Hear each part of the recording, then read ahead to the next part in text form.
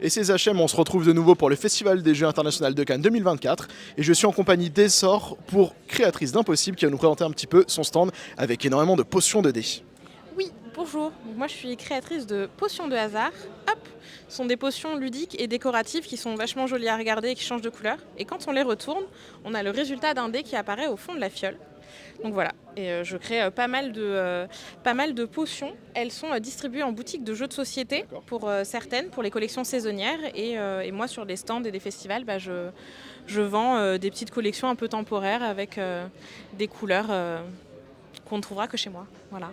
D'accord, alors du coup, est-ce qu'on peut parler un petit peu des potions? Vous avez présenté donc une des potions. Oui. On a quoi d'autre du coup comme type de dés dedans qu'on peut retrouver? Il y a tous les types de dés qui sont utilisés en jeu de rôle et en jeu de société. J'ai des potions avec un seul dé. Donc par exemple, là, je vais avoir un dé 20 qui va être utilisé notamment sur du Donjon et Dragon, mais sur pas mal d'autres jeux de rôle également. J'ai aussi des dessins dans des fioles un peu plus grosses, avec pareil, des formats un peu différents. On retrouve le dé sur le cachet de cire sur le dessus de la potion, mais également sur l'étiquette à l'avant.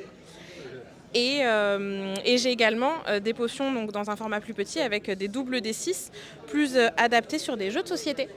Notamment quand vous jouez avec des jeunes enfants, je ne sais pas si récemment ça vous est arrivé, quand ils lancent un dé, c'est un peu hasardeux, ils lancent trop fort, ça renverse tout. Ou alors si vous avez comme moi un petit chat à la maison, ça adore courir après les trucs qui roulent. Là, plus de problème, il suffit de poser sa potion pour peu qu'elle soit carrée. En plus, hop, elle ne roule plus.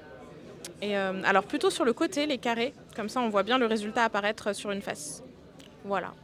C'est aussi de ce que je remarque, hein, je me permets d'en Bien prendre sûr. un et de le secouer, c'est surtout super silencieux, ça permet de faire du jeu de rôle de manière silencieuse quand tous les autres dorment à la maison dans la même pièce. Il y a un petit son, un petit tintement un peu mignon, mais effectivement, on va pas embêter les enfants derrière quand ils ont fini de tout renverser.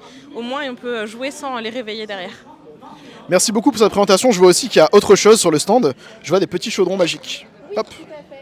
Je fais maintenant des petits chaudrons mystères. À l'intérieur, il y a un set de dés, mais ils sont aléatoires, donc on ne sait pas à quoi ils vont ressembler. Voilà, c'était histoire de rajouter un peu de magie, un peu plus sur le stand. Des petits boosters en fait, un peu comme si on ouvrait un paquet de cartes et qu'on ne savait pas ce qu'on allait avoir dedans. Tout à fait. Merci en tout cas pour cette présentation et puis très bon salon. Merci, vous aussi. Merci.